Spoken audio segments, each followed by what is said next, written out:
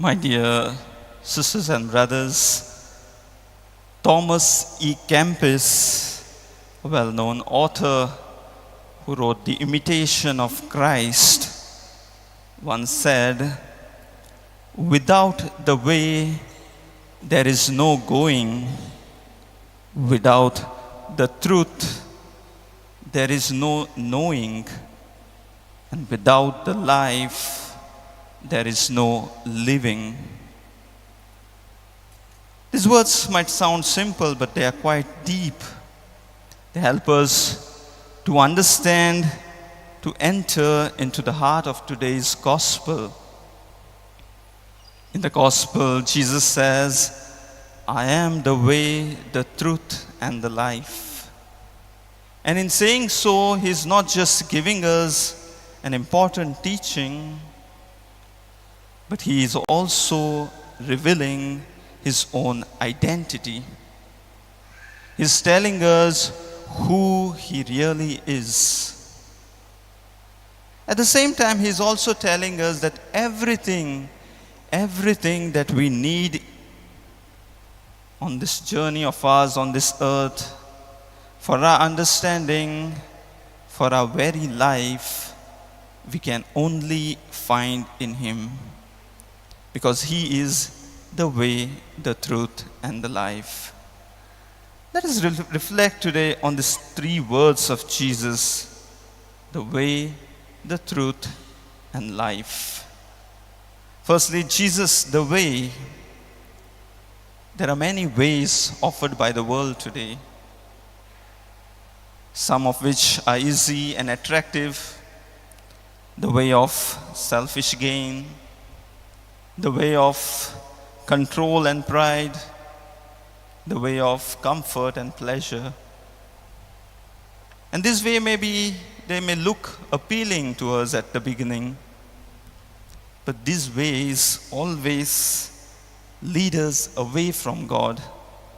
This way lead us away from peace. On the contrary, Jesus shows us a different way. What he says, he is the way to the Father. And his way is the way of love. His way is the way of service. His way is the way of forgiveness and compassion. It is a narrow way, but it is the true way, and that can only lead us to the Father, that can lead us to eternal life. My dear friends, to follow this way, we need to constantly walk with Jesus in our day-to-day life, allowing him to shape us, to mold us like himself. And what shall happen if we do not follow him in this way? We received that answer today in the first reading. The early Christians slowly got diverted from the way of Jesus. Before they were called as Christians in Antioch, they were known as the people of the way because they followed Jesus the way. And Jesus' way was the way of love and care and concern. But what happens is there arises a problem today among the early Christians. Some of the widows were being neglected in the daily distribution of the bread, of the food. And that led to tension among the community, misunderstanding, and slowly there was division in the community. At the right time, however, the disciples, the apostles, recognized it and corrected it. They ensured that the word of God remained central, that they preached the word of God, but they also appointed the deacons to serve the people, to cater to the needs of the people. And in this way, we can say that they returned back to the way of Jesus, the way of love, concern, and care. when they returned back to the way, there was peace, there was growth in that community. And we know that they increased in numbers and strength. My dear friends, this can happen in our life too. When we move away from the way of Jesus, we must have experienced there is tension, there is confusion, there is division in our own lives too. In our families, at our workplace, even in our hearts. But if we come back to Jesus, there is order and peace that is restored back with Him. Because that is the way of Jesus, always leading us back to life and unity. Secondly, Jesus tells us He is the truth. In today's world, truth is often manipulated through social media, news, influences. We hear different versions of truth. Sometimes what is false is made to look right and true, and what is true is in a way ignored and rejected. And in this situation, it is easy to be tricked, to be deceived. But on the contrary, Jesus does not deceive us. He says He is Himself the truth. And what is this truth that Jesus tells us? In Him we see clearly who God is.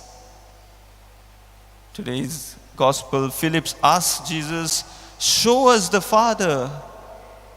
And Jesus says to him, "Whoever has seen me has seen the Father." That is the truth. Jesus and the Father are one. That is the truth. In the words of Jesus, in the actions of Jesus, in His mercy, love, compassion, we see the heart and face of God. And therefore, my dear friends, we need to grow in that truth. We need to grow in the personal relationship with Jesus in order to recognize God in our day-to-day life. And when we stay close to Jesus, His truth will transform us and enlighten us.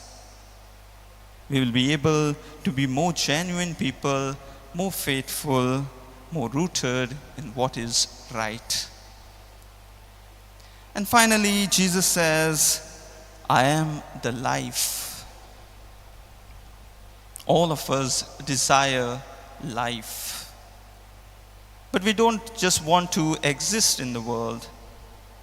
We want our lives to be truly meaningful, truly joyful, peaceful, purposeful.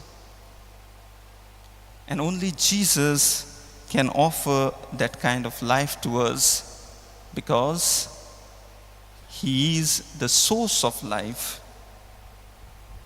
Not only of the physical life, but also of the spiritual life, and also of the eternal life.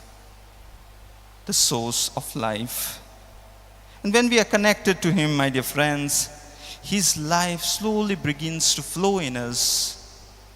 His life renews us each day. His life enriches us. And this truth is beautifully expressed today in our second reading.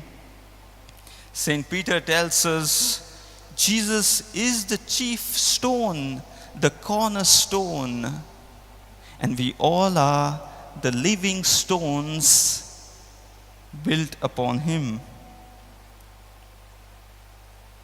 We are called the living stones because we receive that same life from Jesus. Without Him, we won't be able to live. And therefore, when we are rooted in Christ, through our prayer, through the daily offerings, through our Mass, we will be able to truly live a meaningful life. But if we are disconnected from Him, like a stone separated from the building, then we know what can happen. The whole building will collapse. And same with our lives. Our lives will lose its purpose. Our lives will lose its meaning. So, my dear friends, as we reflect on today's readings, let us never forget this truth, that Jesus is the way, the truth, and the life. And if we follow Him, our lives will not be lost or empty, but it will have direction, clarity, and sense of purpose. Let us ask ourselves today, are we truly walking in His way? Are we truly living in His truths? Are we truly sharing His life to others? As we continue this Eucharist, let us ask the Lord to help us walk in His way with courage, to live in His truth with sincerity, and to share His life with others with joy. Amen.